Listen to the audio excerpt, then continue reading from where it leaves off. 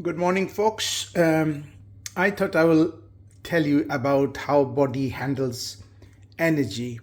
So when we are in a surplus state, meaning body doesn't need as much calorie that you are eating, body will store it. But the thing is, body cannot store it as carbohydrate. Body has got a very limited capacity to store the excess as carbohydrate in muscle glycogen, um, or liver glycogen, and very soon that store is fully saturated. Then body will have to store it as fat, because fat is very energy dense, double the amount of energy from 1 gram of fat than 1 gram of protein or carbohydrate. So it is good for survival, because our ancestors, thousands and millions of years ago, they will go through this period of famine, particularly during the winter time. Here is my companion. Whenever I do YouTube, he comes. And then the tendency is to eat a lot of berries and sweet stuff just before winter time, because it is expected that all the plants will die and you will not see much animals even outside, because everybody is hibernating, because there was no air conditioning, there was no room heater, there is no way to kind of put jackets on and stuff, so you stay indoor, so you don't have access to food. So then is the time that you burn that fat.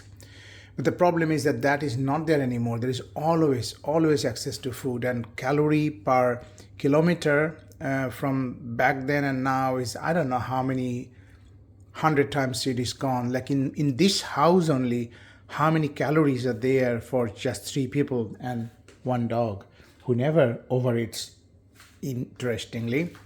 Now, we need to burn that fat, and everybody's trying to burn the excess fat, but you can't, and you feel dizzy when you try to fast. The thing is, to burn the fat, you need to go to calorie deficit, and then only your body will burn the fat. But the problem is that your body has forgotten how to burn the fat. So when you want to burn the fat, by whatever calorie restriction, you feel hungry. By fasting, you feel hungry. By avoiding breakfast, you feel hungry. Then what to do in this sort of situation? In this sort of situation, you need to take it easy, be kind to yourself, and do not skip the meal, but change the meal to something which has got very little carbohydrate. Because the more and more body doesn't get the carbohydrate, what will happen?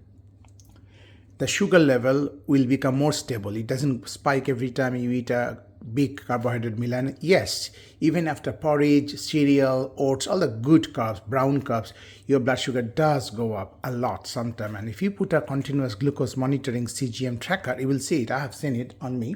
I'm not diabetic. I'm not on any diabetic medicine or any cholesterol medicine or blood pressure medicine, but I've seen it many times. Ice cream, no problem. A big bowl of cereal, huge spike. Anyway, so our aim is to reduce the spiking and reduce the spiking of the insulin as a result. And as you know, the more and more these spikes happen, the basal level of insulin goes up, and insulin is a growth hormone. Its main function is to store stuff, because you're in excess, you're in surplus. So you need to bring the insulin down to be effectively burn the fats that you want to burn, your six-pack, tummy, etc. To do that, to stop the insulin from spiking, you have to give your stomach low carb. That means high protein, good fat. This is about olive oil, avocado, good fat, and some colorful stuff, all the probiotic, the prebiotic. The probiotic here is not much, and because I kind of roasted or kind of sauteed the cheese here, halloumi, you have to have some probiotic differently at a separate time. Yogurt, kefir, kombucha, kimchi. So then what will happen? Your metabolism will shift to a fat burning metabolism. So it's like a petrol as opposed to diesel, the two energy currencies. And body, even if it's body sleeping, there is a basal metabolic rate, and body needs energy 24/7, and body will get the energy. And if body doesn't get the energy, body will first burn the glycogen, which is carb, stored carb. Then body will attack the fat. Then when fat is gone, at the very last moment, the protein, the muscles will be affected. Yes, you had your food? Now go. So does it make sense? So if you want to get slimmer, get fitter, more lean muscle, more toned muscle, less fat, which is extremely huge for your survival and longevity and health span as opposed to lifespan. You need to learn to at least change your breakfast to non-carb breakfast, then take it to lunch and make it a non-carb lunch. When I say non-carb, you can never make it non-carb because there's a carb there, there's a carb there, carb there, carb there. But these are very, very less compared to a bowl of, some of my patients said, oh, I'm trying to lose weight. What did you have for your breakfast? Oh, a bowl of porridge. What did you put in it? Some sweet yogurt, some fruit. So what you're essentially doing, you're spiking your glucose level, and obviously insulin will have to spike to bring it down. And what insulin will do, take all the sugar and make into fat. Does it make sense? So you need to eat good fat. Body needs fat. Our brain, sex hormones, nerve sheaths, all cell membrane, they're all made up of good fat. And because we are avoiding fat, we are demonizing, we are stigmatizing fat, because thinking if I'm fat, then I must not have fat. Actually, the fat is not coming from the fat.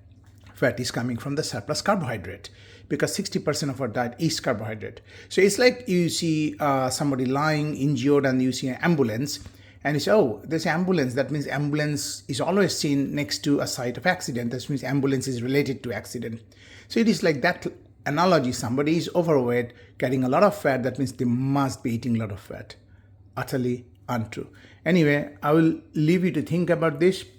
And making food is extremely easy. All of this just in 15 minutes, believe me.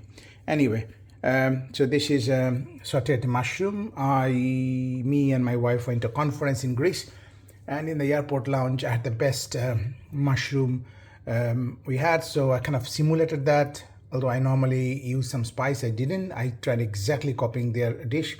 And if I eat a dish, if I taste and smell and touch, I can recreate the dish most of the time. This is frozen prawn, microwave, then strained all the water, take out frozen green peas, some fresh cherry tomatoes. I use the excess olive oil from there to cook this. I put some chipotle, smoked chipotle to give it a flavor and a bit of heat, and some parsley, some this is black sesame seed, and again olive oil. And I'm going to slice some onion using my favorite mandolin slicer and slice up this, and we'll have, this is our breakfast. Saturday, Sunday, I do have breakfast, sometimes even bad breakfast, like croissants is one of my weaknesses. And I normally go to our corner shop. There's a nice Italian cafe. I'll have a cappuccino and some lemon bread. That's okay. It's all about 80-20. Have a nice day. It's a beautiful Saturday, although you might say it's cloudy, but I think it's a beautiful Saturday. We are meeting tonight, all the consultants in the MAC, Medical Advisory Committee dinner in Down Hall. I'm the official photographer, so I'm getting ready. Have a nice day.